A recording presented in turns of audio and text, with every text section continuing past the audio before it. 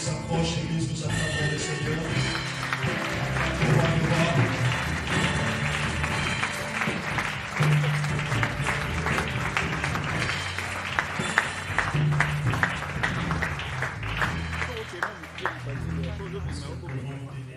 Continuer d'acclamer pour le Seigneur.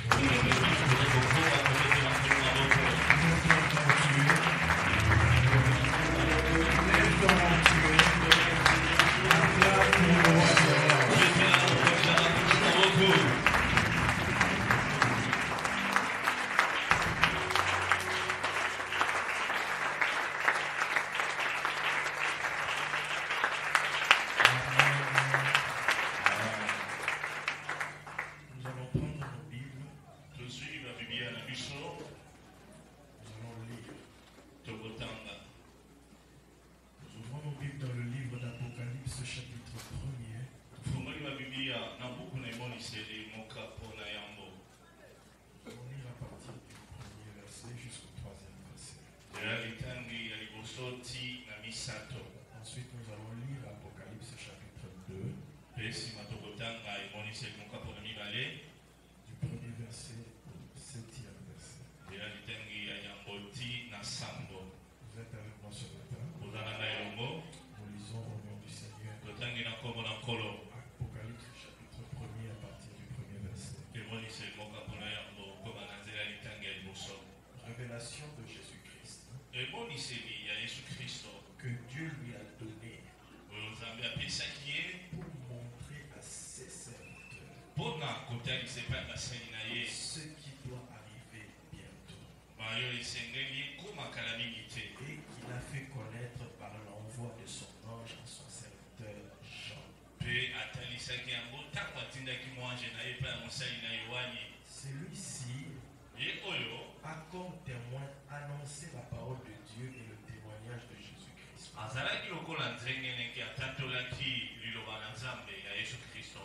Tout ce qu'il a vu. Heureux celui qui lit et ceux qui écoutent les paroles de la prophétie et gardent ce qui s'y trouve écrit. Car le temps est proche. Apocalypse chapitre 2. À partir du premier verset, nous lisons. Écrit à l'ange de l'église d'Éphèse. Voici ce que dit celui qui tient les 7 étoiles dans sa main droite.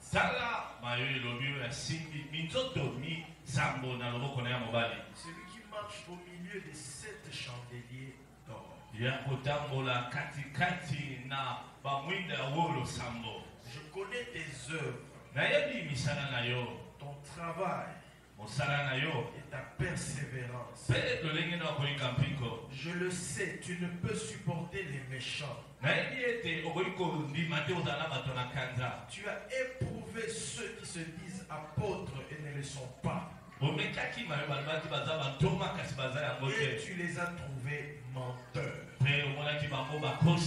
Tu as de la persévérance. Tu as souffert à cause de mon nom. Et tu ne t'es pas lassé. Mais j'ai contre toi que tu as abandonné ton premier amour. Mais ce que j'ai contre toi. Mais ce que j'ai contre toi, c'est que tu as abandonné ton premier amour. Souviens-toi donc d'où tu es tombé. Répands-toi et pratique tes premières œuvres.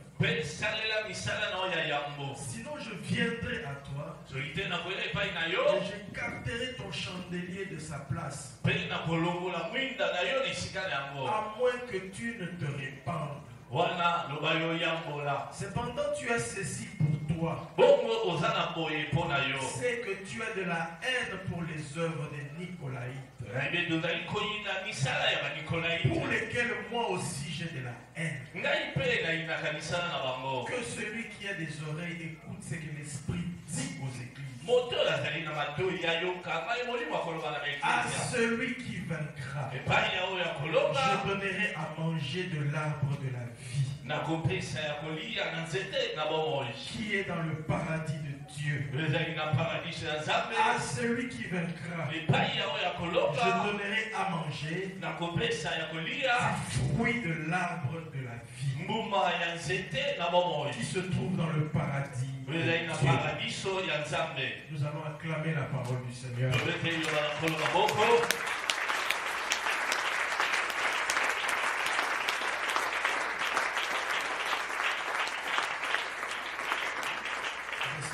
allons prier pour cette parole. Seigneur, bénis ta parole. Elle qui a créé le ciel et la terre. Elle qui soutient toutes choses. Travaille ce matin notre cœur, afin que nous puissions recevoir cette parole et qu'elle produise du fruit pour la vie éternelle. Ne laisse pas l'ennemi voler la sémence éternelle de la parole de Dieu. Par la puissance du sang de Jésus-Christ, nous voulons que cette parole soit sémée dans notre cœur, produit du fruit. Nous voulons pratiquer la parole de Dieu, afin que le jour où tu reviendras, nous ne soyons pas trouvés nus, que nous ayons nos lampes allumées avec l'huile, attendant le retour du Fils de l'homme, et que nous ne soyons pas dans la honte éternelle. Que nous ne soyons pas dans la honte éternelle. Au nom de Jésus-Christ, nous nous opposons aux œuvres du malin. Toute la puissance de l'ennemi, nous l'écrasons au nom de Jésus-Christ. Nous demandons l'influence et la plénitude du Saint-Esprit. Renouvelle celui qui est fatigué. Guéris celui qui est malade. Donne la force à celui qui est faible. Bénis celui qui est dans la pauvreté. Et laisse que nous puissions nous tenir debout devant ta face pour faire ta volonté. Au nom précieux de notre Seigneur Jésus-Christ, nous avons ainsi prié. Église, nous disons Amen. Amen. Amen. Amen. Vous pouvez vous asseoir. Nous vous saluons dans le beau et précieux nom de Jésus-Christ de Nazareth. Rapidement, nous allons reprendre quelques textes que nous avons lus ce matin. Nous sommes toujours dans l'Apocalypse. Révélation de Jésus-Christ au chapitre 1. Que Dieu lui a donné pour montrer à ses serviteurs ce qui doit arriver bientôt. Et qu'il a fait connaître par l'envoi de son ange à son serviteur Jean. Celui-ci a comme témoin annoncé la parole de Dieu et le témoignage de Jésus-Christ. Tout ce qu'il a vu. Heureux celui qui lit et ceux qui écoutent les paroles de la prophétie. Et qui garde ce qui s'y trouve écrit. Car le temps est proche. Mais la Bible dit que le temps est proche. La Bible déclare que celui qui est en train de manger, qu'il fasse comme s'il ne mangeait pas. Celui qui se réjouit, qu'il fasse comme s'il ne se réjouissait pas. C'est l'apôtre Paul qui le dit dans le livre de Corinthiens. Il dit le temps est court. Le temps est proche. C'est-à-dire nous sommes obligés de vivre dans le monde. Mais tout en vivant dans le monde, Ne nous attachons pas trop aux choses du monde au point où nous allons oublier l'essentiel. Dans le monde, nous sommes obligés de manger. Nous sommes obligés de boire. Nous sommes obligés de vivre la vie quotidienne. Celui qui dit que le temps est proche, Jésus revient, il s'enferme dans une maison, il ne fait plus rien. Celui-là est tombé dans la folie. Nous sommes obligés de vivre la vie quotidienne. Mais tout en ne cédant pas à l'influence de ce monde. Parce que beaucoup vivent la vie quotidienne, la vie de tous les jours, et ils se plongent dans les plaisirs de la chair. D'autres même dans les exigences de la vie. Le poids des responsabilités. Toutes ces choses-là sont légitimes. Mais que cela ne nous fasse pas perdre l'objectif essentiel. La Bible déclare que le temps est proche. Écoutez le deuxième passage d'Apocalypse. Écrit à l'ange de l'église d'Éphèse. Voici ce que dit celui qui tient les 7 étoiles dans sa main droite. Celui qui marche au milieu des 7 chandeliers d'or. Il dit, je connais tes œuvres. Je connais ton travail, ta persévérance. Je le sais, tu ne peux pas supporter les méchants. Tu as éprouvé ceux qui se disent apôtres et ne le sont pas. Tu les as trouvés menteurs. Tu as de la persévérance. Tu as souffert à cause de mon nom. Et tu n'étais pas lassé. Tu n'étais pas fatigué. Mais ce que j'ai contre toi. Mais ce que j'ai contre toi. Mais ce que j'ai contre toi.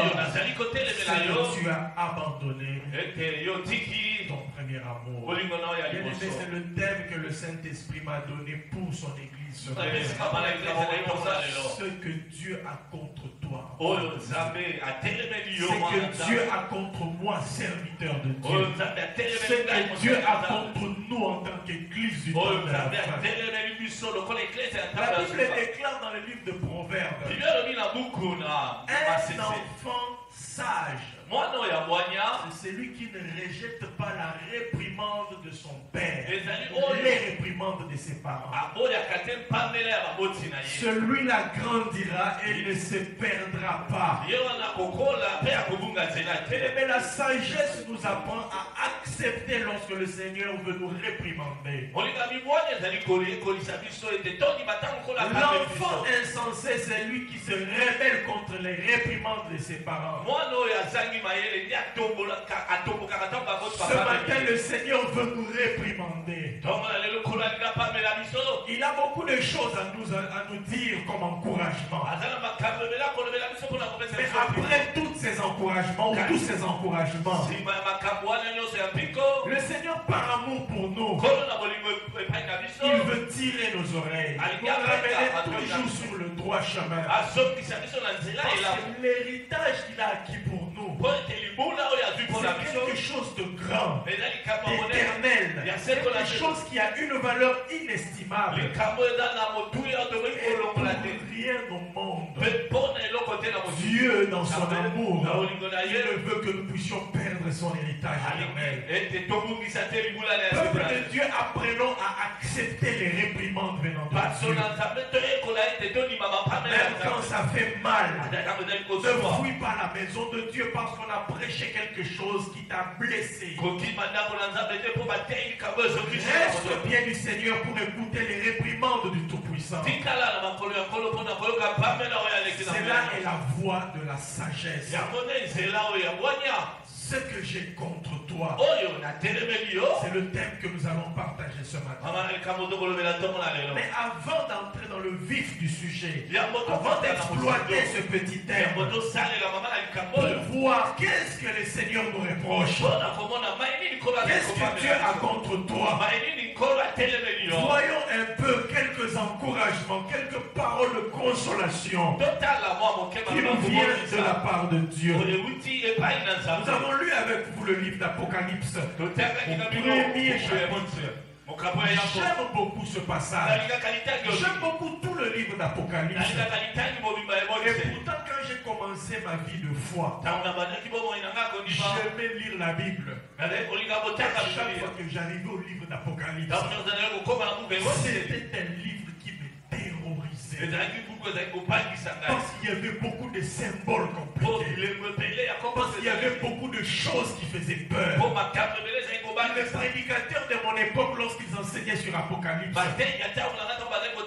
beaucoup n'arrivaient même pas à maîtriser ce livre. Alors ils disaient des choses qui faisaient peur. Le livre d'Apocalypse, c'est un livre qui a toujours été environné de beaucoup de mystères. Mais au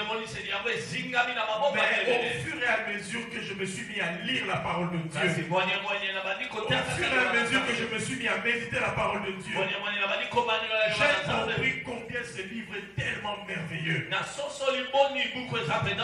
Premièrement parce que c'est le livre du temps de la fin. Et s'il y a un livre dans la Bible qui nous révèle avec précision les choses qui vont arriver dans le temps de la fin, c'est le livre d'Apocalypse. Deuxièmement parce que c'est le livre qui nous donne l'aperçu de notre vie céleste, là où nous irons vivre avec Dieu. L'Apocalypse est en train de décrire le ciel d'une manière merveilleuse. Troisièmement, ça c'est la chose que j'aime le plus. Apocalypse, c'est la révélation de la personne de Jésus. Il n'y a pas un livre qui révèle Jésus comme Apocalypse. S'il y a d'autres livres qui ont révélé la nature de Christ, j'aime le livre d'Apocalypse parce qu'il révèle un Jésus vivant, un Jésus qui était mort mais qui est revenu à la vie et qui règne. Il est dans la gloire, il est le tout-puissant, il agit au milieu de son peuple, il parle, il se révèle, il promet des choses et il revient bientôt. Bien-aimé, Apocalypse est un livre qui dépeint la personne de Christ dans la gloire, dans la puissance. Ça apporte des grandes promesses. C'est un livre qui suscite une grande espérance dans le cœur.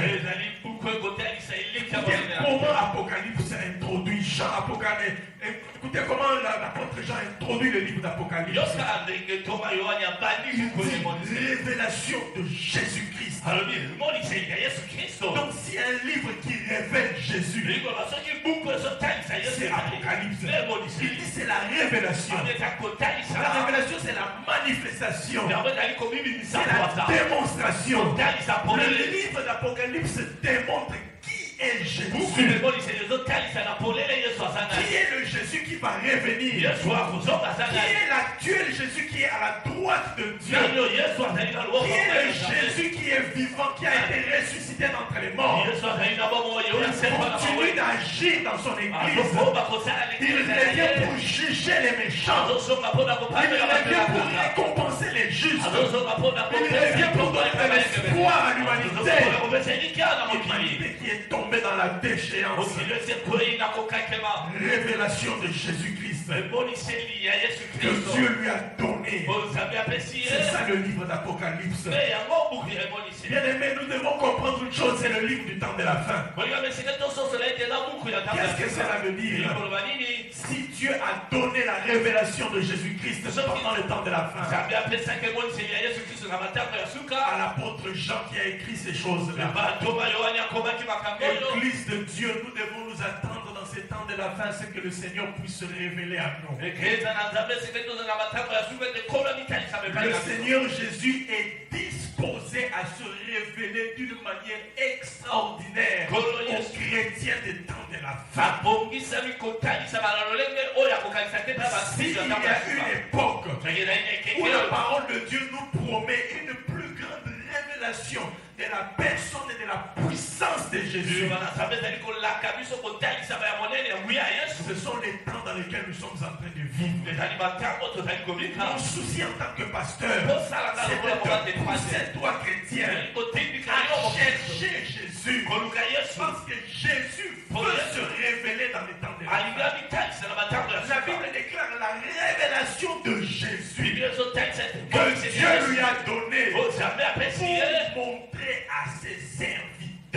Enfant de Dieu, tu es serviteur de Dieu. Et dans ce temps de la fin, Dieu a prévu que le Seigneur Jésus puisse se révéler d'une manière particulière à tous ceux-là qui le servent avec persévérance. Si à un temps où nous devons chercher Jésus, plus que même les apôtres, c'est le temps de la fin. Parce que c'est le temps de la révélation. Au temps des apôtres, Jésus est venu en chair. Il ne s'était pas révélé dans la gloire. Il est venu comme un être faible. C'est la raison pour laquelle beaucoup de gens ont eu du mal à reconnaître le Christ. Il est venu comme un homme faible. Il est né dans des conditions de faiblesse. Il a grandi comme un homme normal, sans péché évidemment. Mais il s'était révélé à une particularité, à une petite quantité de personnes. Mais surtout au travers de sa parole et au travers de ses œuvres. Et la Bible déclare que dans ces temps de la fin, ce sont les temps de la révélation. Dieu le Père a donné à son Fils Jésus la capacité de se révéler avec sa toute puissance. C'est pourquoi l'apôtre Jean, qui était dans une prison, il était en exil, il était emmené de force quelque part, il souffrait. Mais la Bible déclare le jour du Seigneur. Cette phrase-là veut dire que c'était un dimanche. C'est comme ça que dans la parole de Dieu on nomme le dimanche. Si vous lisez Apocalypse, vous verrez comment est-ce que l'apôtre Jean est en train de décrire les conditions dans lesquelles il a été emprisonné. Et l'histoire de l'église raconte qu'il était prisonnier, il était torturé, on l'a beaucoup fait souffrir à cause du nom du Seigneur. Mais le jour du Seigneur, c'est-à-dire un dimanche, c'est un terme que vous devez comprendre. Pourquoi les apôtres, les disciples du Seigneur Jésus, appelaient le dimanche le jour du Seigneur? La raison est simple. C'est le jour où Jésus-Christ est revenu à la vie. Et depuis cette époque-là, la coutume de tous les chrétiens, de tous les disciples du Seigneur, ils se réunissaient le dimanche, qui est le premier jour de la semaine, adoré. Parce que pour eux, c'était le jour de la résurrection. Je sais qu'il y a beaucoup d'enseignements qui pullulent dans la ville de Kinshasa et ailleurs dans le monde. Nous ne devons pas prier le dimanche, nous devons prier le samedi. Mais ça, c'est une question que Jésus a déjà résolue. Vous vous embrouillez avec beaucoup d'enseignements compliqués. Jésus-Christ a dit aux Juifs qu'il est plus grand que le sabbat. En Christ Jésus, toute la loi juive a été accomplie. La même dit que le sabbat a été fait pour l'homme et non l'homme pour le sabbat. Ce n'est pas le sujet de mon enseignement ce matin. Je donne seulement des éléments qui vont vous aider à comprendre la parole de Dieu et à défendre la doctrine dans laquelle nous sommes assis. Parce que je sais que ce sont des doctrines qui bougent beaucoup de gens, avec beaucoup beaucoup de versets de démonstration. On va vous embrouiller. Quand vous priez dimanche, c'est le sabbat. Ce sont des choses qui n'ont aucune importance. Du reste, Jésus a dit, ni sur la montagne à Jérusalem, nous devons adorer. L'adoration ne dépend pas d'un jour ou d'un autre. L'adoration dépend de la communion profonde qu'on a avec Christ. À tout moment, le cœur peut s'élever vers Christ, s'humilier et reconnaître qu'il est le Seigneur des Seigneurs et le Roi des Rois. Nous adorons, nous réunissons le dimanche comme les premiers apôtres. Jean a dit, j'étais dans l'île nommée Patmos au jour du Seigneur. Alors c'est pour que vous compreniez c'est de quel jour qu'il s'agit. C'était le dimanche. C'était le jour de la résurrection. Alors les apôtres, les disciples de la première église avaient pris pour habitude de se réunir ce jour-là en raison de la résurrection de Jésus. Et cela est resté comme une coutume jusqu'à ce jour. On ne vous embrouille pas, non, dimanche, c'est le jour du soleil. Oui, c'est le jour du soleil pour ceux qui ne connaissent pas Christ. Pour nous qui sommes en Christ, nous avons placé notre foi non pas dans les éléments naturels qui vont être détruits. Nous avons placé notre foi dans le Seigneur vivant. Nous l'adorons le dimanche parce qu'il est ressuscité le dimanche. Parce que c'est une coutume qui a commencé depuis l'église primitive. Alors Jésus s'est révélé à l'apôtre Jean. En ce temps de la fin. Bien aimé, c'est une leçon pour nous enfants. Dans ce temps de la fin, où nous vivons des grandes catastrophes, des grands scandales, l'Église de Dieu ne vous laissez pas distraire. Ne vous laissez pas distraire par des futilités. Vous savez pourquoi l'ennemi est en train de distraire les chrétiens? Parce qu'il sait qu'il y a une grande richesse de la révélation de la personne de Jésus. Satan connaît la puissance de la révélation. Il sait qu'un chrétien qui a rencontré Jésus vivant, à qui Jésus s'est révélé, c'est un chrétien invincible. Paul, il n'avait pas compris qui était Jésus. Il persécutait l'église. En réalité, il n'avait pas de mauvaises motivations. Il croyait que les chrétiens ici, ce sont des fanatiques. Ils sont en train de donner la divinité à un être humain. Il faut les détruire. Il était dans l'erreur. Il voulait servir Dieu dans un zèle amer et corrompu. Mais le jour où l'apôtre Paul a rencontré le Christ vivant, son erreur est tombée, son ignorance est passée, ses ténèbres sont parties. Christ est resté le Dieu vivant de la vie de Paul. Et c'est comme ça que Paul a fait des exploits pour Dieu. Un chrétien qui reçoit la révélation de Jésus, il devient invincible. C'est pourquoi le diable est en train de faire sortir tout son arsenal dans les temps de la fin. Les armes que le diable est en train d'utiliser dans ce temps de la fin sont des armes fatales. J'en ai parlé et j'en parlerai encore. Je vous ai dit plusieurs fois combien le Seigneur m'a dit comment le téléphone transmet les démons aux enfants de Dieu. C'est l'appareil que nous appelons smartphone, téléphone aujourd'hui. C'est une véritable idole de la modernité.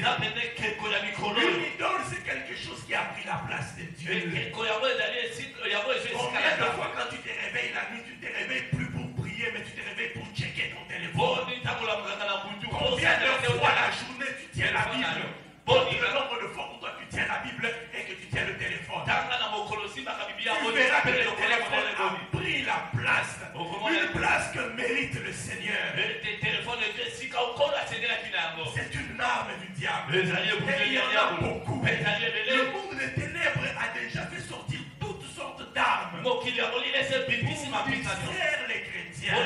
Le diable a peur du chrétien qui a rencontré Jésus. Le chrétien à qui Jésus s'est révélé.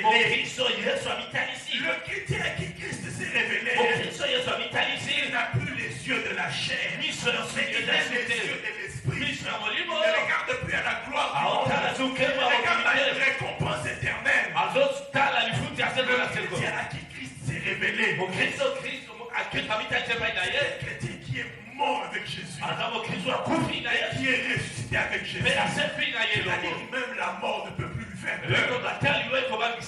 Combien le diable est en train de combattre la révélation de Jésus dans ta vie. Ce matin, je viens prier la distraction du temps de la fin. Sinon, vous serez corrompus et vous allez vous perdre. Le Seigneur attend de vous que vous puissiez chercher sa face. Il a en réserve des grandes révélations. Il a en réserve pour vous des grands projets. Il a dit invoque-moi. Invoque-moi. Invoque-moi. Je te répondrai. Je te montrerai des grandes choses. Mais ce que j'aime avec Dieu, Dieu n'a jamais montré une petite chose. Dieu connaît la petitesse dans laquelle nous vivons. Il connaît la bassesse dans laquelle nous vivons. Il connaît la misère dans laquelle nous vivons. Il connaît les problèmes qui nous arrivent en tant qu'être humain.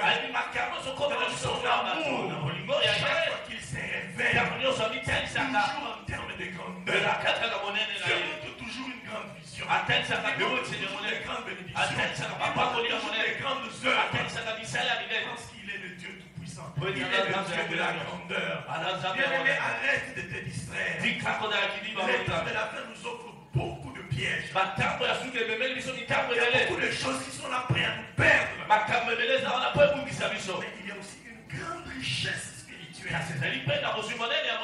s'appelle la révélation de Jésus. Dans ce temps de la fin, Dieu réserve une grande révélation à ceux-là qui vont chercher sa face. Il va révéler la gloire de Jésus. Jean était comme les autres prisonniers. Mais lui, il a considéré le jour du Seigneur. Il a considéré le jour du Seigneur. Dans cette épreuve, il n'a pas arrêté de chercher Dieu. Lui-même, il le déclare. Au jour du Seigneur, il avait l'habitude. Le dimanche, un jour de consécration. Même s'il y avait la persécution, même s'il y avait la souffrance, pour lui le dimanche, c'était le jour du Seigneur.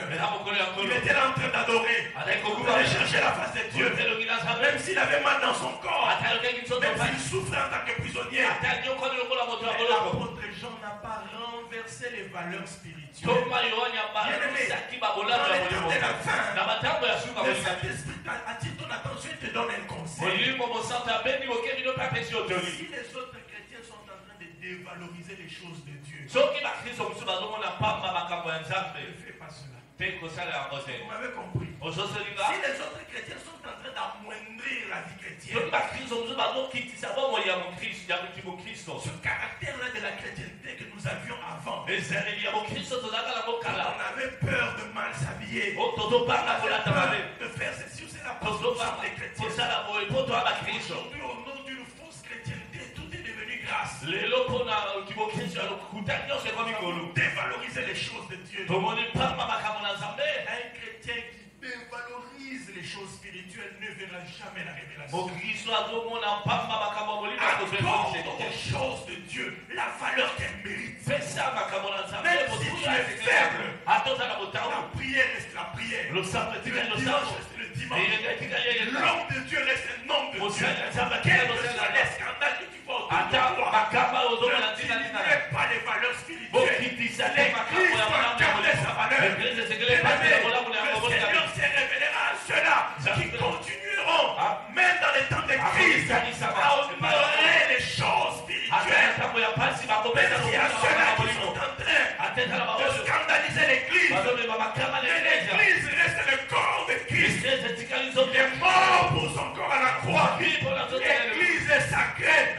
Pour moi, pasteur Michel, tous ces scandales-là, ce ne sont pas des serviteurs de Dieu.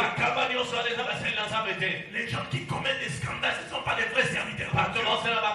Je sais que les vrais serviteurs de Dieu peuvent rencontrer des moments de faiblesse, de chute. Mais ils vont toujours se cacher dans la repentance. Ils pleurent. Ils vivent par le mal.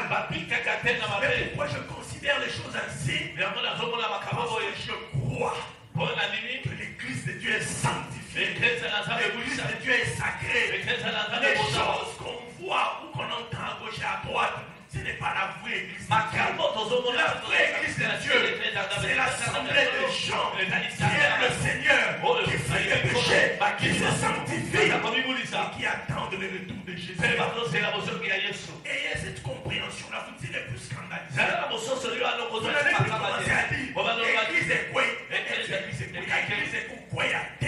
La vraie église va subsister jusqu'au retour de Jésus. Les vrais serviteurs de Dieu, ils tiendront le Seigneur, même s'ils ne sont pas connus. Nous n'avons pas besoin d'être connus pour être grands devant Dieu.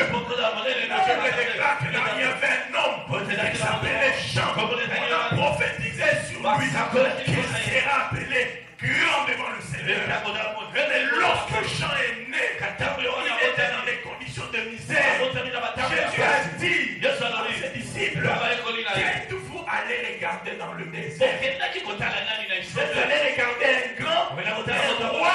Jésus a dit, les grands de ce monde, sont Dieu, les rois, ils habitent des palais. Ils ont l'argent, ils ont la notoriété. Mais qu'êtes-vous allez regarder? Ah, bien-aimé, les vrais serviteurs de Dieu, ils n'ont pas toujours la renommée mondaine. J'insiste, la renommée mondaine. Mais ils ont un impact spirituel. Les vrais serviteurs de Dieu, ils n'ont pas toujours les dons que le monde offre. Mais ils ont une force de frappe. Les choses de la pureté, de la sainteté. Et souvent les vrais serviteurs de Dieu, même quand ils agissent, toujours dans l'humilité. Vous ne les verrez pas en train de crier. J'ai fait ceci, j'ai guéri les malades. Non. La Bible déclare quand Jésus agissait, il guérissait les malades. Il leur disait, va et raconte pas ce que j'ai fait. Ah voilà, il a fait ceci. Pourquoi? Il déclare que lorsque mon serviteur viendra, il ne criera pas sur les toits. Ne soyez plus scandalisés. Parce que quelqu'un a la renommée dans le monde. Donc quand il fait des scandales en tout le monde, mettez dans la tête, Jésus n'est pas tombé. Il y a aussi des serviteurs qui ne tombent pas. Même s'ils peuvent tomber parce qu'il y a des combats, vite ils se relèvent. Les vrais serviteurs de Dieu ne sont pas des scandales. D'abord, est-ce que vous savez que les vrais serviteurs de Dieu, Dieu cache même certaines faiblesses et il les corrige vite. Il les convainc.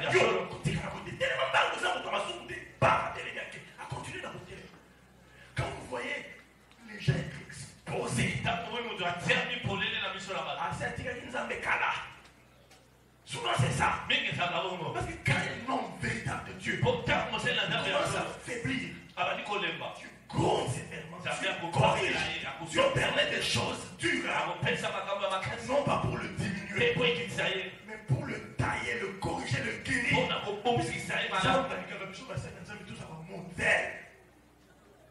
Je ne dis pas qu'on ne peut pas m'accuser faussement, non. Je parle pas d'accusation, je parle des faits. Vivre dans le péché. Dieu ne permet pas ça. On peut m'accuser, mais ouais, ma preuve. Et quand vous voyez des scandales comme ça, la Bible déclare que quand il reviendra Jésus, il ôtera de son royaume tous les scandales. Il les jettera dans le feu. Ne suivez pas tous ces gens qui scandalisent le nom du Seigneur.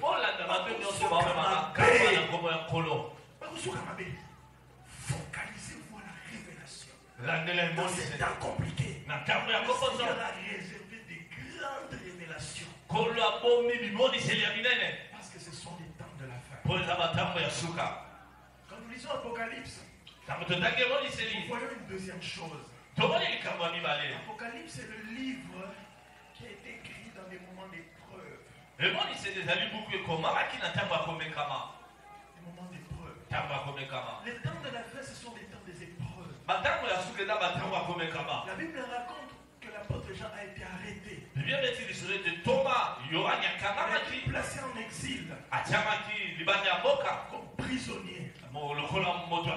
C'était un exil, une exil ou un exil, je ne sais pas. Forcé. Forcé. Il a été emprisonné. Torturé. Ce que j'aime, c'est que dans les moments des épreuves, l'épreuve c'est la clé de l'élévation. Ne fuyez plus les épreuves. Ne fuyez plus, ne craignez plus les temps forts de secousse. Les temps où vous êtes agité par des problèmes. Jean a souffert. L'histoire de l'église rapporte qu'on lui a même crevé les yeux. J'ai une bonne nouvelle pour toi. Vous savez que dans la vie chrétienne, dans la vie de foi, le domaine sur lequel le monde des ténèbres s'acharne le plus, c'est le domaine de l'élévation. Est-ce que vous savez ça? Regardez Abraham, notre père dans la foi. 25 ans de stérilité. Satan savait. Il a fait sortir toute sa musculature, toutes ses armes sur les entrailles de quelqu'un qui a été appelé Père des Nations. Pour étouffer une nation choisie. La chose que le monde des ténèbres étouffe dans ta vie, c'est la chose qui constitue l'appel et la destinée de Dieu. Je le répète encore, ne perdez pas foi dans les épreuves. Le monde des ténèbres fait sortir toute sa force dans le domaine de notre destinée. Dans le domaine qui fera la gloire et la fierté de Dieu. Dans le domaine qui va faire tomber l'enfer. Jean a eu les yeux doués. Mais malgré cela, Jésus quand il est venu, il lui a montré que je suis le maître de la vision. L'ennemi pensait que son introduction mais toujours avec ses yeux crevés là. Jésus est venu. Vous ne vous êtes pas posé la question. Quelqu'un qui est en prison, qui est aveugle, comment peut-il voir? Je t'annonce ce matin une chose. Même sans diplôme, même avec les matrices enlevées, même sans jambes, tu peux travailler, même sans connexion, tu peux être placé membre du gouvernement. Jésus ne connaît aucune limite. On a troué, on a détruit la vue de Jean. Et Jésus lui a donné de nouveaux yeux. Il lui a montré la révélation que rien ne constitue une limite dans ta marche. Même pas la mort. Souvenez-vous de l'enseignement que je vous ai donné. Le Dieu de la résurrection. Même si on t'enterre, il dit, je suis la résurrection et la vie. Ayez une foi audacieuse.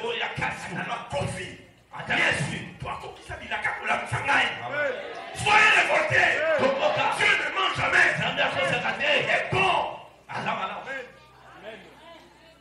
Mais ça ne va pas vous épargner des épreuves. Le diable connaît les promesses qui ont été faites sur vous. Et il s'acharnera toujours sur les gens qui ont reçu des promesses. Il voudra décourager, vous abattre.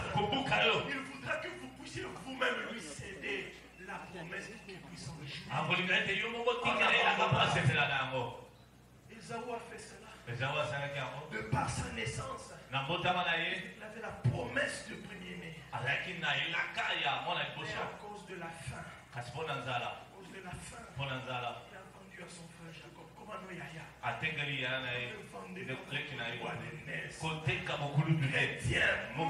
S'il le faut avec la fierté du christianisme.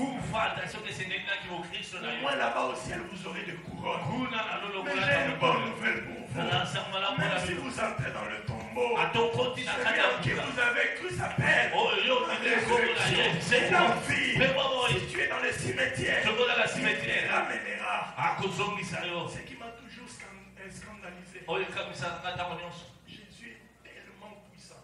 Le jour de sa résurrection, il a ramené à la vie les gens qui sont morts des centaines d'années.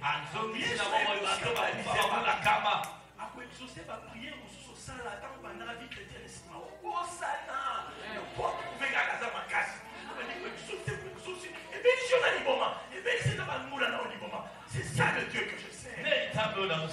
Acceptez de perdre avec Dieu. Parce qu'en réalité, avec Dieu, nous ne perdons jamais. Nous perdons. Dieu le met dans son dépôt. Il conserve cela. Il multiplie cela. Et lorsque nous le retournons, dans un vêtement de gloire. Regardez comment Jésus est ressuscité. Jésus-Christ est mort dans la faiblesse de la chair humaine. Vous pouvez le tuer. Quand il est revenu à la vie, il pouvait passer par les murs. Tout ce qui est mort dans notre vie, lorsque Dieu le ramène à la vie, Satan ne peut plus rien. Laisse Satan faire tout ce qu'il fait. Quand il aura fini de faire tout ce qu'il fait, Satan n'aura plus rien à faire.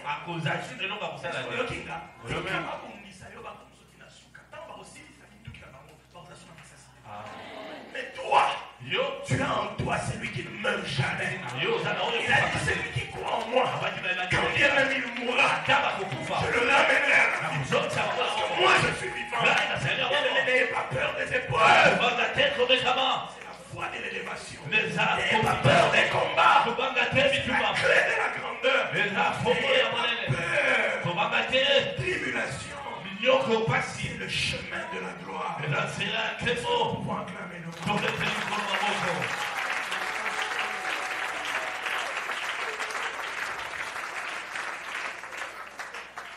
Dans les épreuves, nous ne devons jamais abandonner l'objet de notre espérance. Regardez l'exemple de Jean. Il a été attrapé, mis dans une prison sur une île appelée Patmos. Mais c'est dans l'épreuve la plus totale, la plus profonde que Jésus s'est révélé. Regardez Étienne. C'est dans les moments d'épreuve. Il a été arrêté. On était en train de le lapider. Mais ce que j'aime dans l'histoire d'Étienne,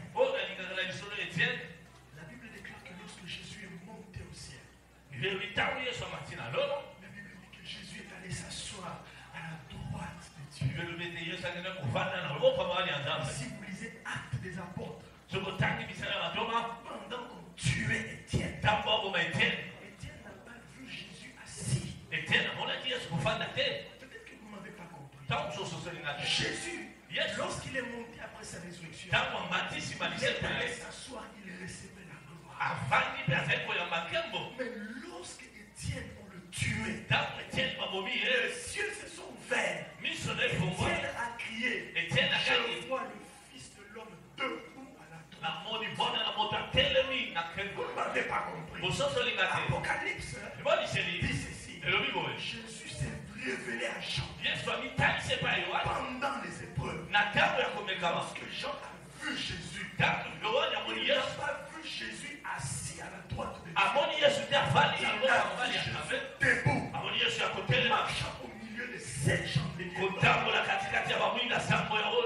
Pendant les épreuves de nos vies, c'est le seul moment où Jésus se lève pour venir secourir son église. Pendant les épreuves, Jésus n'est pas comme les rois de la terre. Quand il souffre, lui, il est là. Adore-moi seulement.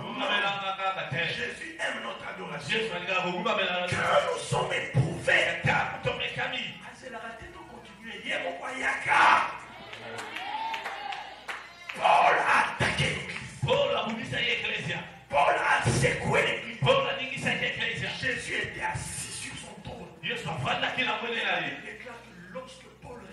changer l'église. Jésus n'est plus resté assis. Il est venu rencontrer Paul. Paul, bien aimé, ne craignez rien quand vous êtes éprouvé. Quand tu es éprouvé, même quand tu subis l'oppression, Jésus n'est pas en train de dormir. Il est là à côté de toi.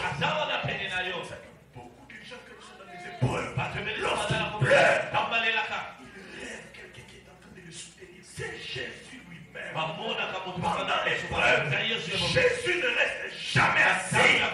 Jamais. Il n'attend pas les louanges. Il me déclare que les cris de nos cœurs montent devant le trône de Dieu. Le Seigneur ne reste jamais insensible. C'est le seul moment où on a dit que Jésus était debout.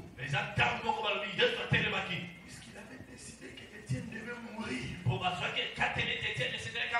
Il s'est levé pour honorer son serviteur. Il a dit, je ne resterai pas assis quand mon sein est en train de se faire lapider. Il s'est levé pour recevoir Étienne. J'ai une bonne nouvelle pour toi. Dans tes épreuves, Dieu n'a pas les mains liées. Il est debout. Il attend. Il agit. Il vient vers toi. Il te soutient. Ne crains rien. Je te soutiens de ma droite triomphante. Église, ne craignez pas les épreuves. Et ne vous compromettez jamais. Vous risquez de faire honte à Dieu.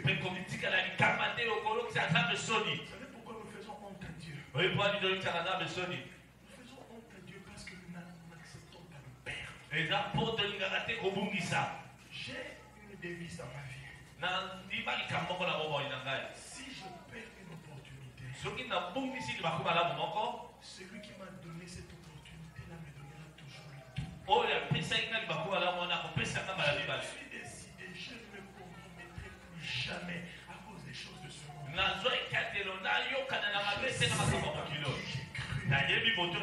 S'il me dit lève-toi, va chez un tel, j'irai. Je fais ce que Dieu me dit. Si ça ne donne pas des résultats, je bénis le Seigneur. Je sais qu'il a mieux pour moi. Il m'apprend toujours des leçons. Ne paniquez pas. Oh, j'avais eu une vision. J'étais convaincu que je devais faire ceci. Je crains Dieu, Seigneur. Mais ça n'a pas donné des résultats. Le Seigneur connaît le chemin dans lequel nous conduisons. Il connaît toutes les leçons qu'il nous donne. Ce sont des leçons où peut-être que nous échouons par manque de foi. Il nous apprend la foi.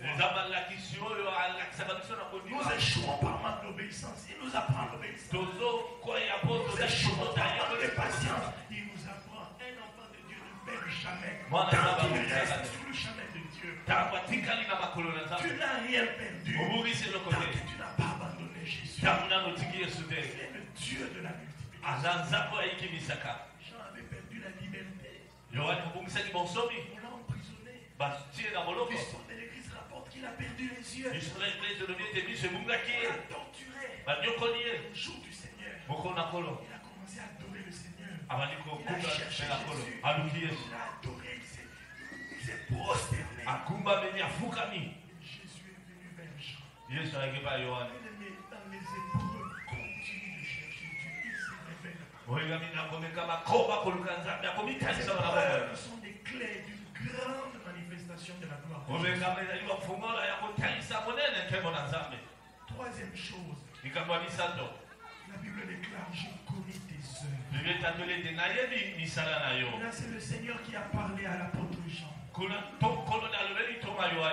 Il a dit, parle à l'église d'Éphèse. Voici celui qui marche au milieu de 7 chandeliers d'or. Celui qui tient dans ses mains les 7 étoiles. Si vous lisez le livre d'Apocalypse, les 7 chandeliers d'or représentent les 7 églises, ou plutôt représentent les églises de Dieu. Quand on dit que Jésus marche au milieu des 7 chandeliers d'or, c'est-à-dire que Jésus. Bien aimé, même quand vous ne le voyez pas, moi je vous dis que Jésus agit dans L'église, ce ne sont pas les bâtiments. L'église, c'est la réunion des gens qui ont été appelés par Christ. Ils servent Dieu. Ceux qui cherchent le Seigneur est toujours en mouvement. Cherchez le Seigneur. Craignez le Seigneur. Soyez là où Dieu vous a placé. Il se manifestera. Jean a dit, voici ce que dit celui qui marche au milieu de cette chandelier d'or. Il marche dans son église. Il marche parmi ses enfants. La Bible déclare, voici ce que dit celui qui tient dans sa main droite les 7 étoiles de Dieu. Mais les étoiles de Dieu dans la Bible ou dans le passage d'Apocalypse représentent les vrais serviteurs de Dieu. Je vous annonce encore, ces gens qui commettent des scandales ne sont pas des étoiles de Dieu. Les vraies étoiles de Dieu sont dans la main droite de Jésus. Écoutez ce que le prophète Jude dans le livre de Jude déclare. Jude, c'était le petit frère de Jésus. Il était prophète dans l'église d'Antioche. C'est lui qui peut nous préserver de toute chose. Si Jésus tient dans sa main droite ses vrais serviteurs, Jésus est capable de les préserver de toute chose. Faites attention aux gens qui sont là, des spécialistes en scandale, des spécialistes en chute, des spécialistes en souillure, en souillant le Ils ne sont pas les étoiles de Dieu. Les étoiles de Dieu sont les serviteurs de Christ qui sont dans la main droite. La main droite de Jésus représente la toute puissance de Jésus. Alors si Jésus tient ses serviteurs, ils peuvent être faibles. Ils peuvent même succomber si ça arrivait. Mais les vrais serviteurs de Dieu, de Jésus, ne sont jamais des sujets de scandale. Ils n'aiment pas le péché. Ils ne souillent pas le nom du Seigneur. À moins peut-être que quelqu'un qui avait commencé bien, il a mal fini, il a dévié. Malheureusement, nous aimons tous appliquer cela sur tout le monde. Abandara bien. Un jour, j'étais dans la prière en train de poser à Dieu des questions sur un nombre de serviteurs de Dieu dont nous pensions toujours qu'ils avaient commencé avec le Seigneur. Ils se sont égarés. J'avais fait beaucoup de jours de jeûne. À la fin, le Seigneur m'a dit, à propos de tous ces gens-là que tu m'as cités, je ne les connais pas. Seigneur, ce ne sont pas tes serviteurs. Le Seigneur m'a même grondé. Arrête d'appeler serviteurs ceux-là que moi je n'ai pas mis dans la liste de mes serviteurs. Depuis ce jour-là, j'ai compris que nous aimons trop appliquer cela à tout le monde.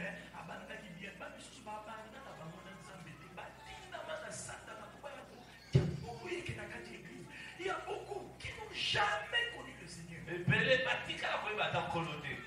Ce n'est pas pour rien que la Bible déclare à la fin. Le Seigneur dira, je ne vous ai jamais connu. Nous lisons la Bible ou nous ne lisons pas. Pourquoi vous aimez défendre les choses que Dieu ne défend pas? Je ne vous ai jamais connu.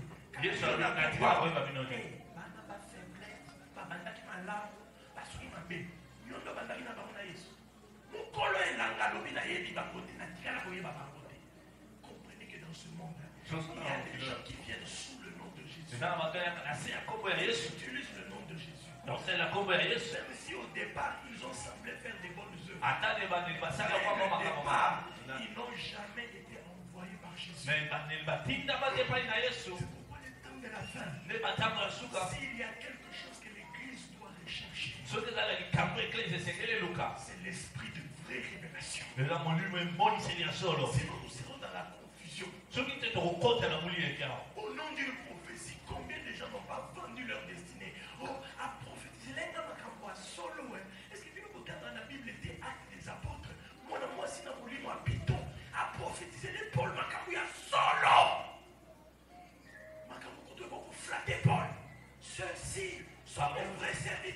Dieu. Écoutez-les.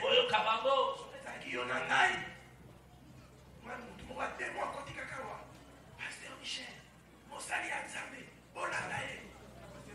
Dieu nous interdit de recevoir le témoignage du diable. Combien les enfants de Dieu? Quand tu ouvres ton cœur à une prophétie, même si elle paraît être vraie, mais si l'esprit qui est derrière, c'est l'esprit du diable, tu étais fait posséder par cet esprit-là. C'est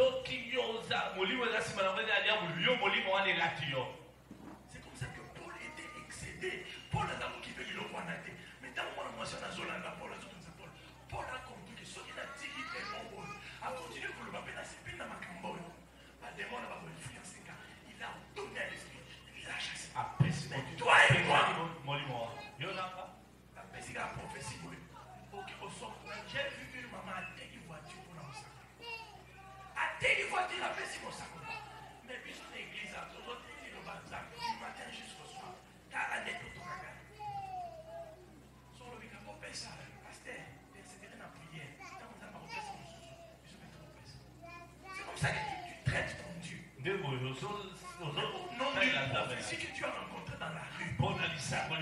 Sans révélation, sans discernement. Il m'a dit la vérité. Depuis qu'il t'a dit la vérité, ta vie.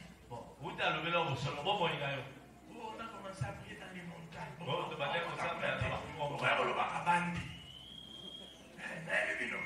C'est insupportable. On va pas monter. Parce qu'il faut comprendre que tout ça fait un problème. Bon, nous allons comprendre. Mais depuis au Banda,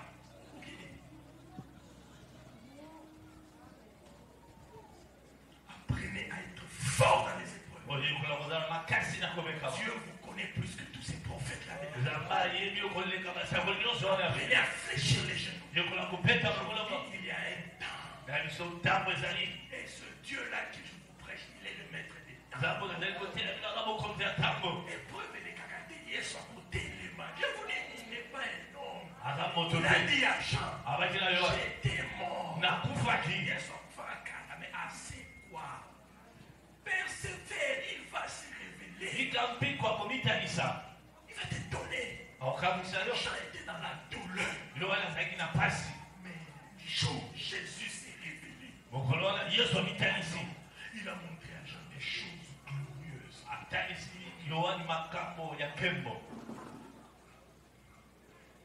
Il continue à dire, je connais tes œuvres. Mais ceci est une mise en garde. Mais aussi un encouragement.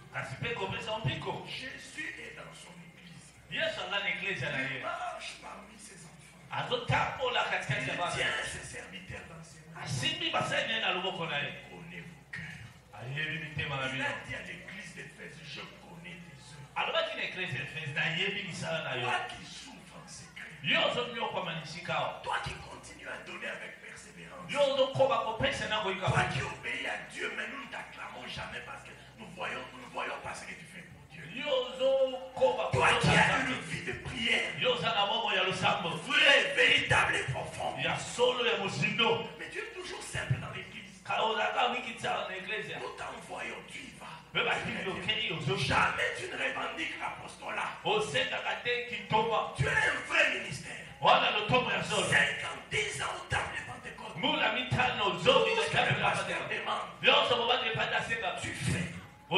Tu ne te plains pas.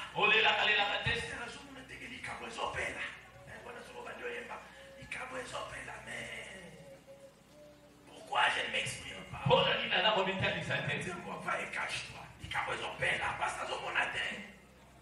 Jésus te connaît. Mais Jésus te connaît. Pourquoi vous tremblez? Jésus, s'il veut établir quelqu'un, regardez ce qu'il a fait le Seigneur avec Samuel. Ceux qui détenaient le sacerdoce, c'était Élie le sacrificateur et ses enfants corrompus. Un enfant comme Samuel. Petit Bitinda, Fongola Portail, Songaboy, Nyos Oazosal. Mais il avait la paix. Jamais Samuel ne se plaint. Samuel, je l'avais la temple. Nous avons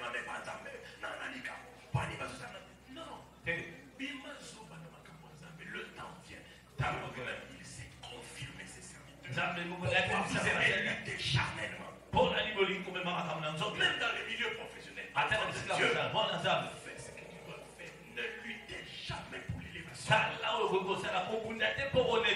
Faites ce que Dieu vous demande.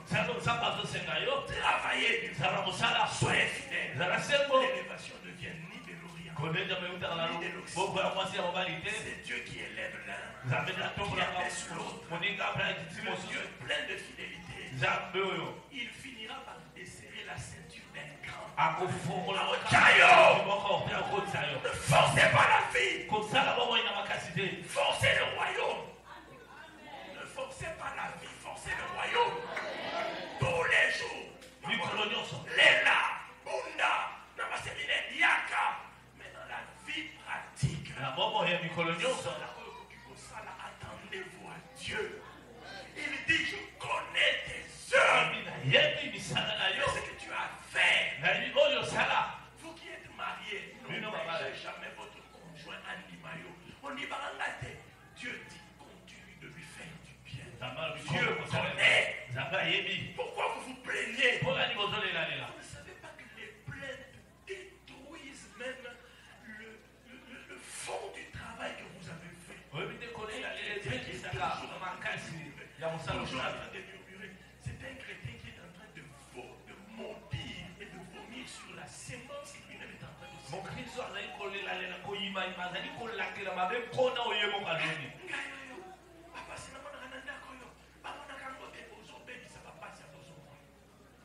ne vous plaignez jamais. Plaignez-vous devant Dieu. Pleurez auprès du Seigneur.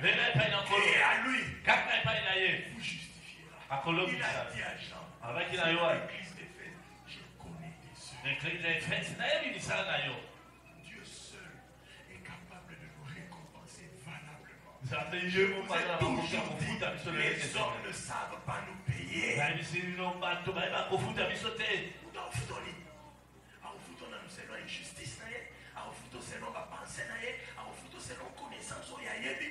Est-ce que l'homme sait tous les sacrifices que toi tu fais? Et pourtant Dieu sait dans le secret tout ce que tu fais. Il a dit, je connais tes œuvres. Dieu, apprenez à servir Dieu dans le secret. Laissez Dieu voir vos efforts. Arrêtez de tout le temps pleurnicher devant les gens. Il ne voit pas ce que je fais. Dieu connaît tes œuvres. Mais Dieu ne connaît pas que les œuvres de ses serviteurs. Dieu connaît les œuvres des méchants. Vous que vous cachez dans l'église de Dieu qui est dans la sorcellerie.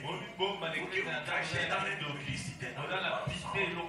Vous êtes là, vous adorez mais adultère. Dieu vous connaît. Vous pouvez nous insulter ici, par exemple, la moto. Ceux qui passent avec la moto, les enfants de Dieu, est-ce que vous lisez la Bible? Jésus qui était même le feu dévorant. Mais Judas Iscariote était à côté de lui. Jésus le feu dévorant.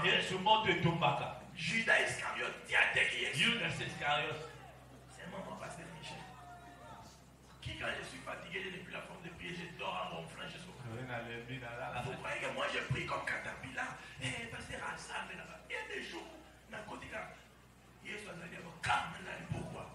Imaginez-vous les jours où je passe un mois d'affilée ici. Il m'arrive fatigué. Je continue les prières d'abord du Saint-Esprit, de Jésus, mais aussi de Maman Arlette. Est-ce qu'il n'a pas prié pour moi? Si Jésus y avait eu Judas à côté de lui, à combien plus forte raison? Il peut y avoir des méchants au milieu de nous. Dieu vous connaît. C'est une mise en garde. Dieu vous connaît. Il attend que vous puissiez vous repentir. Dieu connaît le cœur de tout un chacun. Dieu donne la chance même au grand meurtrier Paul. Dieu donne la chance à tout le monde dans son église. Répandez-vous, abandonnez le mal. Parce que le temps est proche. Le temps du jugement est proche. Et je vais finir cet enseignement en parlant du thème que j'ai évoqué. Le Seigneur qui est au milieu de son église, il déclare à son peuple. Après avoir encouragé ses enfants, tu as ceci, tu fais ceci de bien. J'encourage, tu me sers. Tu es le mal. J'accepte cela. Église de Dieu. Serviteur de Dieu. Enfant de Dieu. Chers parents, vous qui m'écoutez. Papa et maman. Jeunes gens. Enfants, vous qui êtes là. Écoutez la parole du Seigneur. Mais c'est que j'ai contre toi. Le Seigneur nous reproche à nous tous ici. Ce matin, la plupart d'entre nous, je suis dit, c'est que j'ai contre toi. Tu as abandonné ton premier amour. C'est ça la faiblesse de la chrétienté d'aujourd'hui. Regarde comment tu avais connu Jésus. Comment tu servais Dieu. Comment tu aimais l'église. Comment tu respectais les hommes de Dieu. Je connais des chrétiens qui étaient capables de se battre quand on critiquait les serviteurs de Dieu. Le Seigneur dit ce que j'ai contre toi. Tu as abandonné ton premier amour. Le premier amour, c'est la première affection que tu avais quand tu as cru en Jésus. Quand tu as parlé à Dieu. Regardez quand tu écoutais le nom de Dieu. Je connais des gens quand on parlait des choses de Dieu. Tellement ils aimaient Dieu. Ils s'approchaient pour écouter. Mais aujourd'hui, quand on parle de Dieu, ça veut dire quoi? La saveur dans le cœur est partie. Le sel dans le cœur est parti. Nous ne sommes plus enflammés pour Dieu. Jésus a dit à l'église, malgré tes bonnes actions, c'est que j'ai contre toi. Tu as perdu la première affection que tu avais pour moi. Regarde comment tu aimais écouter la musique. Beaucoup de cassettes. On avait l'habitude d'écouter ça à longueur de journée. La flamme de la chrétienté du début faisait qu'un nouveau converti, il ne voulait même plus un seul instant. Mais regarde aujourd'hui dans les milieux professionnels. On est en train de parler de bêtises. Les chrétiens, ils vivent. Ils écoutent aussi. Si on lui pose la question, combien au milieu de nous, nous ne sommes plus brûlants de l'amour et de l'affection pour Dieu. Nous sommes devenus trop complaisants. Nous faisons beaucoup de compromis avec le mal. Et il y a une mauvaise mentalité qui est entrée en nous. Je peux écouter, mais tant que je n'ai pas fait, je n'ai pas péché. Je peux voir, mais tant que je n'ai pas fait. Premier amour, l'affection que nous avions pour Dieu. Je me rappelle, nous avions un frère quand on s'est converti. Il s'appelait Jacques. Il venait de se convertir. Il y avait une fille qui avait apporté un journal Jeune Afrique.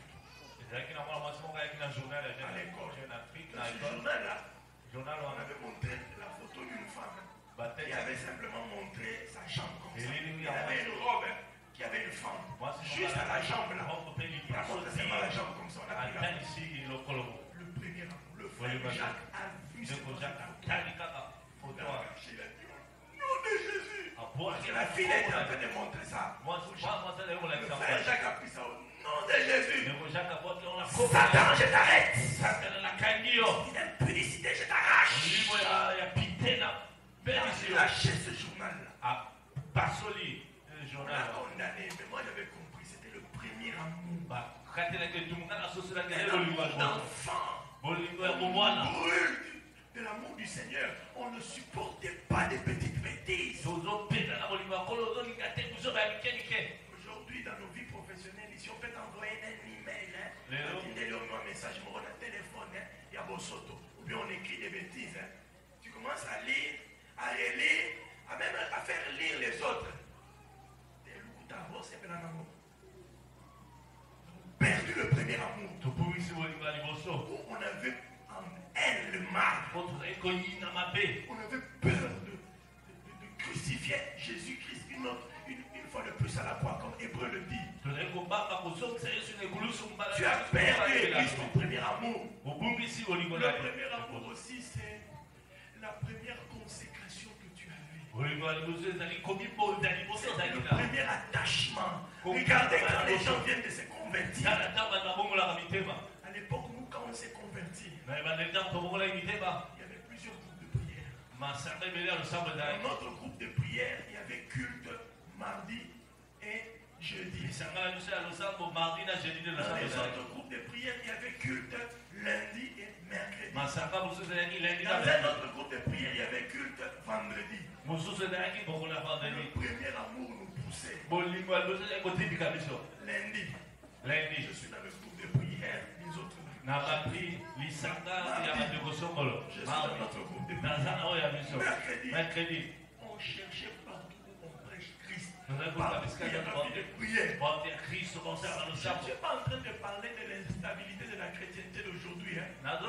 Pour les gens, ce n'est pas le premier amour qui les pousse. C'est l'instabilité, l'envie de voir des miracles. J'ai entendu un chrétien. Pasteur Michel, je donne un exemple. Pasteur Michel, il y a délivrance. Pasteur John, il y a une prophétie. Pasteur André, il y a une guérison. On a 5 seigneurs sur nous, ça doit. Et ça, premier amour. Et ce qui motive les chrétiens d'aujourd'hui, ce n'est pas l'amour du Seigneur. C'est l'amour des choses que Dieu peut donner. On cherche à récolter partout. Mais en réalité, on ne cherche pas le Seigneur. Le premier amour qui nous poussait à aller partout, on priait. Ce n'était pas la quête du matériel. Ça me l'a pourvu que nous avons délivrance. Comme quelqu'un disait, osons, esui.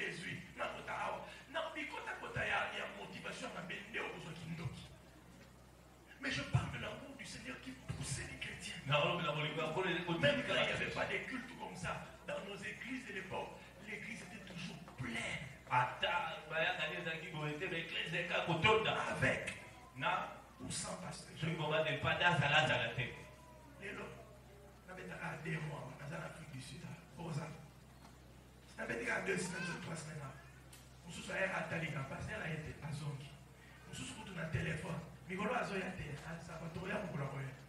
Le premier amour. Je me pose même la question si dans certains chrétiens on doit même parler de l'amour. Parce que d'autres ce n'est même pas l'amour.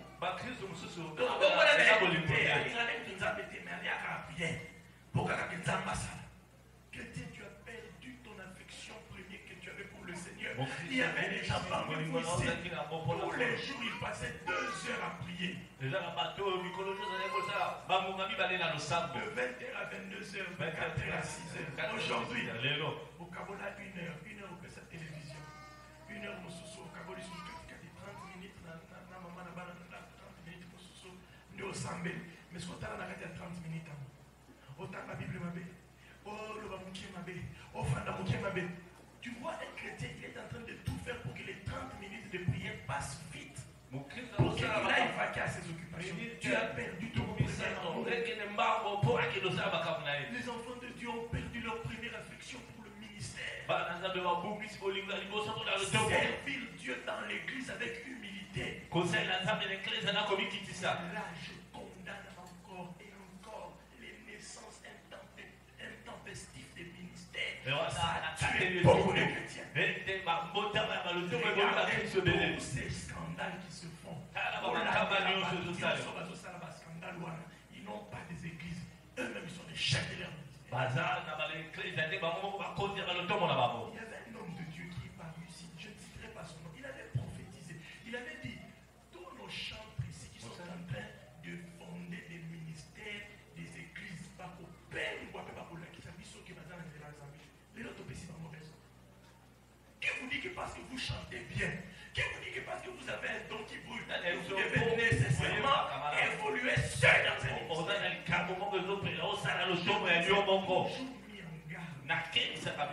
Jésus-Christ défend l'église. Il n'est pas mort pour un ministère, il est mort pour l'église.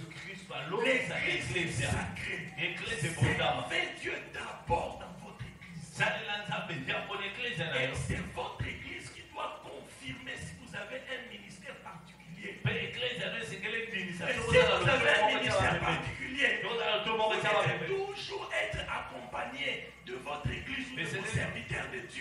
en exerçant ce ministère-là, le diable nous a tués. C'est autre chose qui anime notre cœur. Les gens parlent des ministères. En réalité, ce n'est pas un vrai ministère. Vous savez qu'il y a des gens qui n'expriment qu'au travers de leur ministère, il y a des gens qui n'expriment que leur frustration. Moi, j'ai vu ça. A connu le divorce. Quand il y a un divorce, il y a un ministère. Il y a des ministères qui n'expriment que la frustration déjà. Et ça m'appelle à vous embêter. Un vrai ministère doit être reconnu dans le corps de Jésus. Vous croyez que moi je n'ai pas fait le ministère? Ou bien je suis tombé du ciel. Moi j'avais commencé l'église. Moi je n'avais pas commencé l'église. J'avais commencé le ministère. Les hommes de Dieu m'ont appelé. Nous avons prié. Dieu nous a dit commence l'église.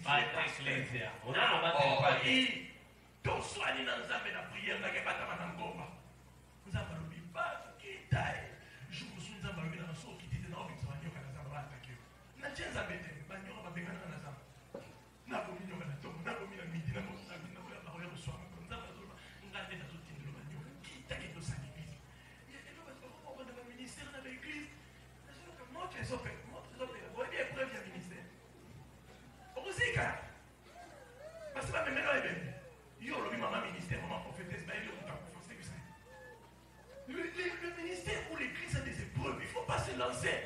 Car à l'aveuglette, le ministère a des épreuves. Ça peut te détruire. C'est pourquoi il faut la haine appel authentique. Tout ça, c'est parce que nous avons abandonné le premier amour. Le premier amour véritable dans le cœur d'un chrétien. On va le garder dans l'humilité. Le Seigneur a dit que je le sers encore. Je reste à l'église.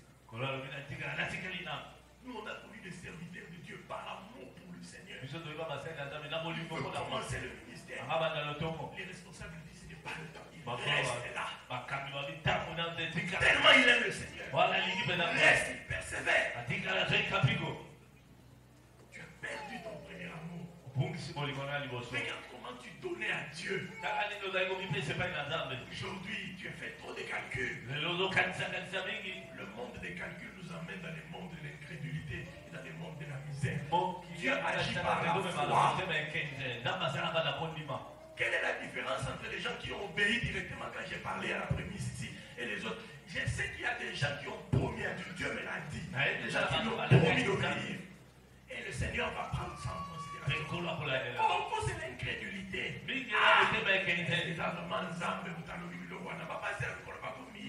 Demandez à tous ceux-là qui ont obéi et qui n'ont même pas posé la question. Je vous dis qu'il y a des gens qui ont vécu des miracles au milieu du conseil.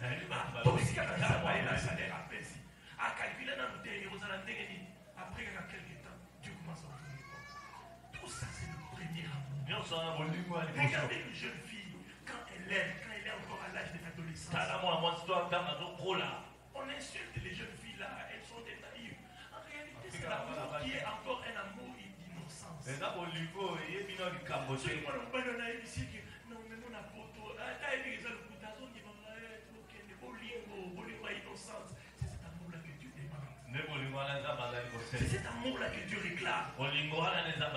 Et pendant que j'ai préparé ce message, le Saint-Esprit m'a dit, tu vas ouvrir une petite parenthèse. Tu vas dire à ceux qui sont mariés, de la même manière que moi, Dieu, je réclame le premier amour pour moi. Je veux aussi Dieu aime voir le premier amour. Arrêtez de donner des justifications. Dieu est conscient. Dans la Bible, quand Jésus parlait, il était conscient que l'Église avait rencontré des persécutions, des problèmes. Et il a réclamé le premier amour. Le Seigneur m'a dit, je veux voir le premier amour dans mes enfants qui sont mariés. Vous pouvez revenir à votre premier amour dans le mariage. Quand papa te suivait là encore en tant qu'étudiant, quand tu étais encore élève là, il te demandait avec les lettres. C'est pas comment il va SMS. Il y a série la lettre. lettre d'amour. Je connais une jeune fille. Mon bal, il a été dans une bal. Ah, comme une lettre, à celle où l'avion. À voir qu'il a fenêtre là-bas. Waouh! Mon gars, sous lettre. Quand on a la fenêtre, il côté de nos parents. Papa va jeune fille à l'autre lettre. Attends, Geneviève. Yonde boy, bah, tu m'en penses. Pas petit. L'homme a bouli sous ma grâce. C'est ce que Dieu cherche. Retournez au premier amour. Dieu aime ça. J'ai posé à Dieu la question. Comment tes enfants peuvent-ils faire pour revenir au premier amour? Que ce soit dans les foyers, que ce soit dans l'œuvre de Dieu. Le Seigneur m'a dit ceci. Faute de bois, le feu s'éteint. Le Seigneur m'a donné une sagesse. Il m'a dit ceci. Quand tu es à la montagne, suivez-moi très bien. Vous savez, nous qui avons l'habitude d'aller à la montagne dans les courses pour prier, quand nous allumons un feu, si tu restes devant le feu, pour vivre, pour bénéficier de la chaleur de ce feu, le feu là va s'éteindre. Mais pour que le feu continue, nous avons toujours l'habitude de nous éloigner pour aller chercher le bois à côté. Pour venir alimenter le feu. Maintenant, pendant que tu t'éloignes du feu pour aller chercher du bois, tu vas attraper la froideur. C'est un sacrifice que tu fais. Le Seigneur m'a dit, pour garder la flamme du premier amour, il faut faire des sacrifices. Parlons un peu de gens qui sont mariés. Si tu es là, tu attends toujours que ton conjoint fasse des choses pour toi. Pour que tu sentes qu'il y a des conjoints comme ça. Non,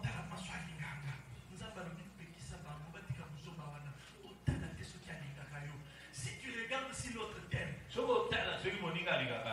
tu ressembles à quelqu'un qui est là. Tu observes le feu. Tu veux recevoir seulement la chaleur. En attendant, toi tu es là pour recevoir la chaleur. Le feu brûle et il s'éteint.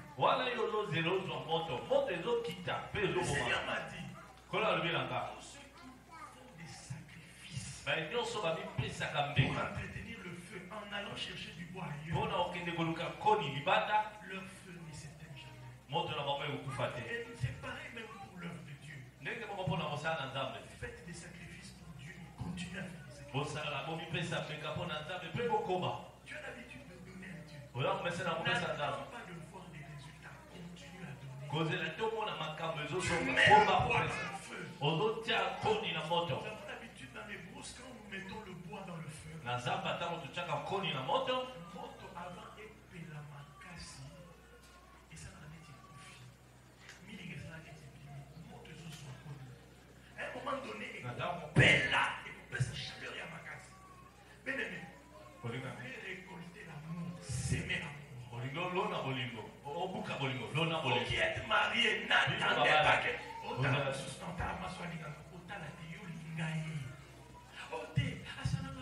continue de aimer l'autre. C'est ça le véritable amour. Le véritable amour, ce n'est pas l'amour qui vient récolter. Non, le véritable amour, c'est l'amour qui s'aime encore et encore. Il continue à s'aimer. Il espère qu'un jour, est-ce que vous m'avez compris? Vous qui aimez le Seigneur, vous avez senti l'ardeur de Dieu. Et Sylvie, tu as perdu le premier amour de la prière. N'attends pas que la prière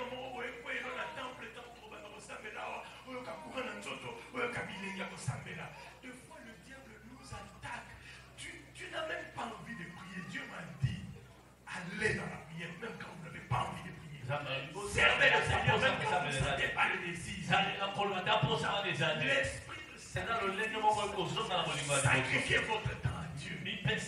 Donnez votre intelligence. Donnez votre argent à Dieu. Finissez des efforts. Même quand vous n'en avez pas envie. Les efforts que vous offrez à Dieu permettra au Saint-Esprit d'allumer le feu Vous allez voir les résultats. Et même votre partenaire, même s'il ne vous aime plus, manifestez-lui l'amour. Donnez-lui ce qu'il mérite. Chouchoutez l'autre. Même quand il est méprisable. Même quand c'est l'homme où il ne le mérite pas. Faites-lui du bien. S'il continue à être injuste, c'est Dieu qui va le juger. Pourtant, on est dans la prière. Tu vas demander à Dieu de restaurer le premier amour que tu as perdu.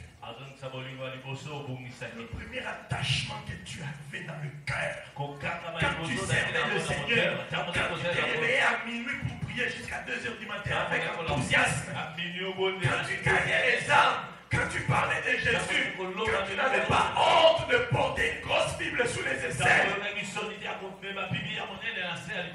quand tu n'avais pas honte de bien t'habiller même malgré que les autres s'habillaient mal.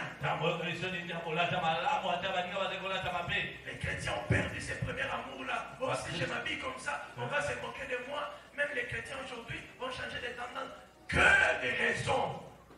des raisons que nous donnons. Mais c'est que j'ai contre toi, dit le Seigneur. Tu as perdu ton premier amour. L'amour de la prière. Le respect que les gens avaient pour les hommes de Dieu. Non, papa, c'est un combat comme ma farceur. Ce n'est pas à toi de les juger. Si tu es un chrétien, reviens à ton premier amour. Dieu verra ton respect pour les hommes de Dieu. Il frappera les faux serviteurs. Et il te récompensera, toi qui honore les hommes de Dieu. Chrétien, tu as perdu ton premier amour dans l'œuvre de Dieu. Tu as perdu ton premier amour dans ta communion avec le Seigneur. Tu as perdu ton premier amour pour servir le Seigneur à l'église. Aujourd'hui, l'église est devenue un lieu de frustration. Tout le monde a un petit ministère à côté. Dieu te voit d'abord là où il t'a appelé à le servir dans sa maison. Là où tu es nourri, Dieu veut que tu le serves là-bas. Ne juge pas l'église. Le maître de l'église existe. Sers le Seigneur. Demandons à Dieu de restaurer notre premier amour. Prions le Seigneur.